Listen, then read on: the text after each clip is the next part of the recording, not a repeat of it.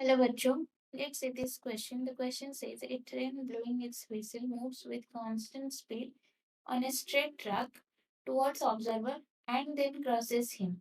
If the ratio of difference between the actual and apparent frequency is with 3 to 2 in the two cases, then the speed of train is. यहाँ पे v is the speed of the sound given है. तो ये चार options हमारे पास है. First of all हम यहाँ पे की कंसेप्ट यूज करेंगे.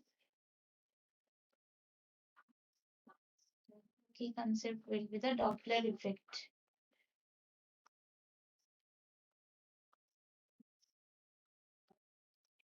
Doppler effect क्या है? It is a change in observed frequency of a wave when the source and observer moves relative to the medium.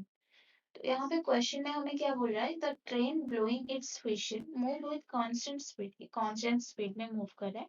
In a straight track तो एक straight line में horizontal line में तो ये move कर रहा है टुवर्ड्स ऑब्जर्वर.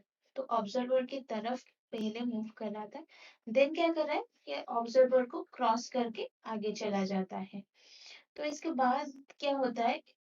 ये बोल रहा है कि यहाँ पे गिवन है the ratio difference between actual and apparent frequency in both the cases is in two cases is 3:2. तो हमारे पास फ्रीक्वेंसीज का डिफरेंस जो है उनका रेशियो 3:2 हमें गिवन है. तो हमें स्पीड ऑफ द ट्रेन निकालना है. सो फर्स्ट ऑफ ऑल हम यहाँ पे frequency of the whistle as detected by the observer यहाँ पे क्या हो जाएगा अकॉर्डिंग टू डॉपलर्स इफेक्ट. ये हो जाएगा nu is equal to nu naught v by v minus v t. तो v क्या है? Speed of the sound. ये तो गिवन है हमारे पास. न्यू क्या है? This is the apparent frequency. Nu naught क्या है? This is the actual frequency.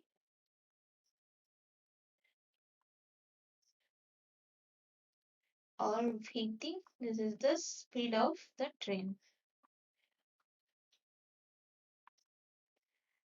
तो nu is equal to nu naught v by v minus v t.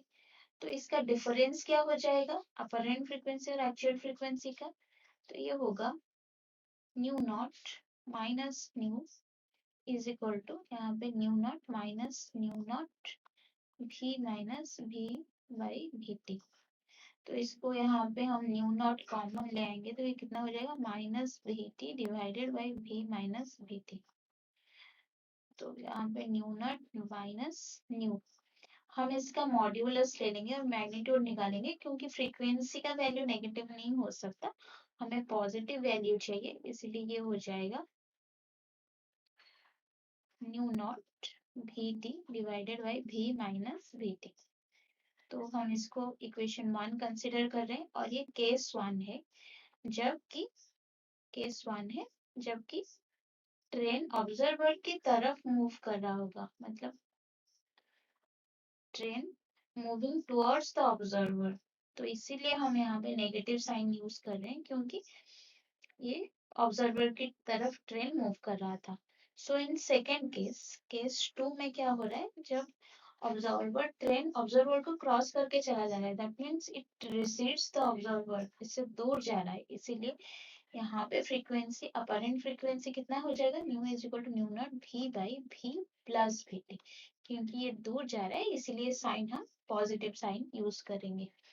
तो सेम यहाँ पे जो difference in frequencies actual and apparent frequency क्या हो जाएगा? Nu naught minus nu is equal to nu naught यहाँ पे कॉमन ले आएंगे तो ये हो जाएगा v t divided by v plus v t. तो इसको हम इक्वेशन 2 कंसिडर कर रहे हैं. तो इक्वेशन 1 और इक्वेशन 2 हमें क्वेश्चन में क्या गिवन है कि एक्चुअल फ्रीक्वेंसी और अपरेंट फ्रीक्वेंसी का जो डिफरेंस है उसका रेशियो हमारे पास क्या है? इन टू केसेस 3:2. तो यहाँ पे इन दोनों का जो रेशियो हो जाएगा रेशियो कितना होगा? विच इज इक्वल टू यहाँ पे nu not vt divided by v minus vt divided by mu naught vt divided by v plus vt. which is equal to 3:2 और 3/2। तो देन नेक्स्ट क्या हो जाएगा, नेक्स्ट हो जाएगा यहाँ पे दैट इम्प्लाइज न्यू नॉट यहाँ से कैंसिल हो जाएगा, न्यू नॉट कैंसिल हो जाएगा यहाँ पे।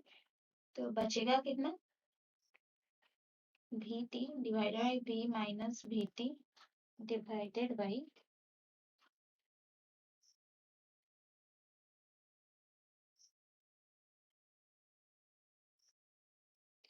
We t divided by v plus v t which is equal to 3/2। तो यहाँ से वी टी कैंसिल हो जाएगा और इसको हम ऊपर ले जाएंगे तो ये हो जाएगा v plus v t divided by v minus v t which is equal to 3/2। तो इसको सॉल्व करेंगे तो कितना होगा, 2v plus 2vt is equal to 3v minus 3vt। तो यहाँ पे 3v 2v को उस तरफ ले जाएंगे राइट साइड में और 3vt को लेफ्ट साइड में ले आएंगे तो 5vt इज इक्वल टू हो जाएगा v। तो v यहाँ पे कितना हो जाएगा, vt यहाँ पे कितना हो जाएगा, v/5। तो हमारा स्पीड ऑफ द ट्रेन यहाँ से मिल गया है हमें v/5। तो ऑप्शंस में हम चेक कर लेते हैं आंसर क्या हो जाएगा, then the speed of the train is v/5। Option 2 is our correct answer. Hope you understand it well. Best of luck.